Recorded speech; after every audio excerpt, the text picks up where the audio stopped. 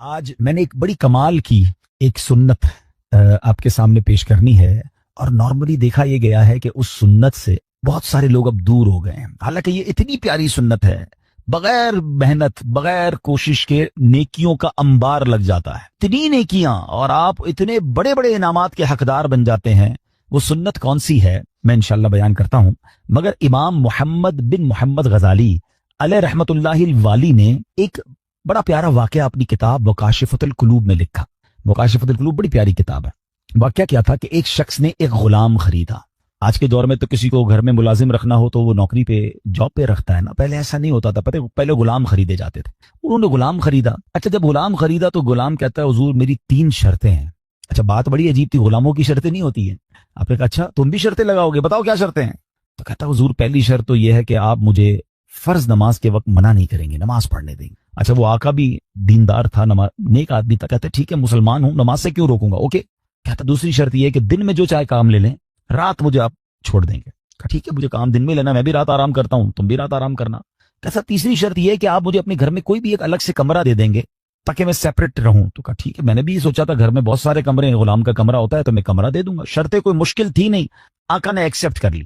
غلام گھر پر آیا، بڑا محنتی غلام تھا، دن میں کام کرتا، رات اپنے کمرے میں چلا جاتا۔ ایک دن آقا چلتے چلتے اس کے کمرے کے پاس سے جب گزرا تو دیکھا عجیب منظر ہے، کمرے کی چھت کھلی ہوئی ہے، آسمان سے نور برس رہا ہے، غلام سجدے میں ہے، اللہ کی عبادت کر رہا ہے، اور اللہ کو رو رو کر یہ عرض کر رہا ہے کہ میرے مولا میں غلام ہوں، دن میں میری ڈیوٹیز ہیں، اگر یہ کام نہ ہوتا تو میں دن بھی تیری عبادت کرتا، رات بھی تیری عبادت کرتا۔ آقا بڑا حیران ہوا کہ یہ میرا غلام کیا چیز ہے، ایسی عبادت، ایسا نور اور ایسی گفتگو۔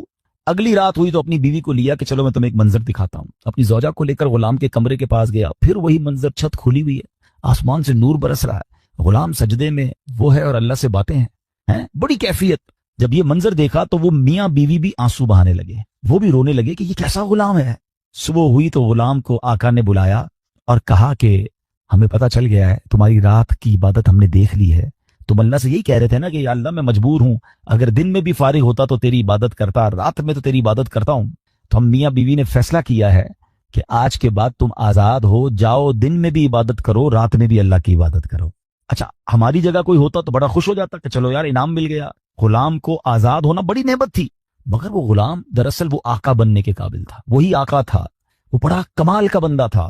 وہ پتہ کیا کہتا ہے، جب آقا نے کہا نا مجھے پتہ چل گیا تم رات کیا کرتے ہو اور اس وجہ سے میں تمہیں آزاد کرتا ہوں، تو وہ غلام اللہ کی بارگاہ میں کہتا ہے یا صاحب السر ان السر قد ظہر، اے راز رکھنے والے مولا، اے صاحب راز، راز تو کھل گیا، ولا ارید حیاتی بعد مشتہرا، اے اللہ میں اب راز کھلنے کے بعد زندہ نہیں رہنا چاہتا ہوں۔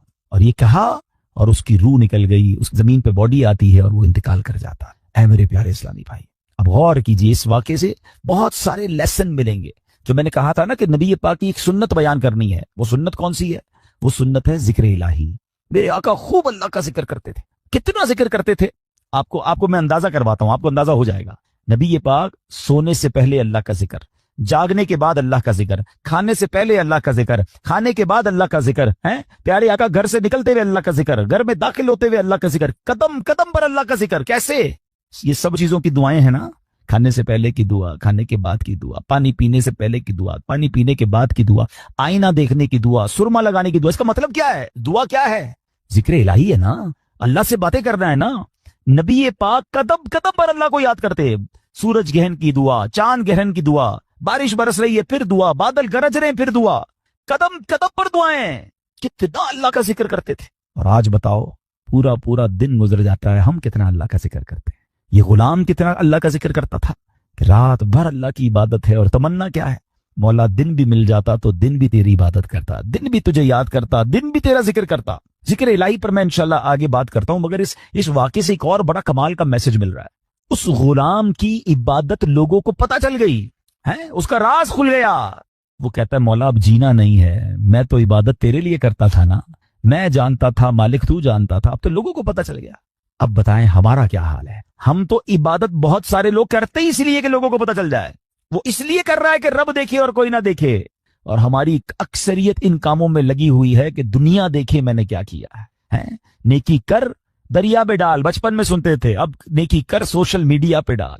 جو کرنا ہے لوگوں کو بتانا ہے, جو نیکی ہے سب کو بتانا ہے. اپنے دل سے پوچھو نا, کیوں جی چاہتا ہے کہ میری نیکیاں لوگوں کو پتا چلیں. پتہ ہے اخلاص کی تعریف کیا ہے؟ علماء فرماتے ہیں what is the meaning of اخلاص. اخلاص اس کو کہتے ہیں کہ بندہ جس طرح اپنے گناہوں کو چھپاتا ہے اس طرح اپنی نیکیوں کو چھپائے. بتائیے نا, ہم اس طرح اپنے گناہ, کوئی ہے جو یہاں یہ چاہتا ہو میرے گناہ سب کو پتا چل جائیں؟ کوئی بھی نہیں چاہتا. مگر نیکی سب کو پتا چلنی چاہیے. نہیں, کچھ نیکیاں تو ایسی کیجئے نا جو فقط میں جانوں, میرا رب جانے.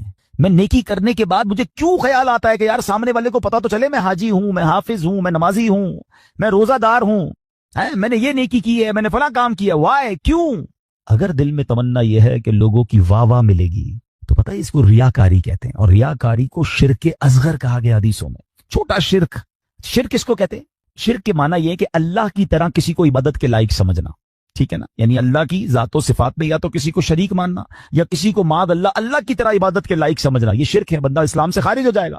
اب اس کو شرک اصغر کیوں کہا گیا؟ کہ بندہ پڑھ تو نماز رہا ہے, رکھ تو روزہ رہا ہے, صدقہ کر رہا ہے, خیرات کر رہا ہے, عبادت اللہ کی کر رہا ہے, مگر دل میں تمنا ہے کہ لوگ راضی ہو جائیں, لوگ خوش ہو جائیں. نیت کیا ہے؟ نیت رب کو راضی کرنے کی نہیں, لوگوں کو راضی کرنے کی. اب ہم چیک کر لیں کہ کہیں ایسا تو نہیں کہ شیطان ہمارے اندر یہ وبا داخل کر چکا ہے کہ پہلے تو نیکی نہیں کرنا.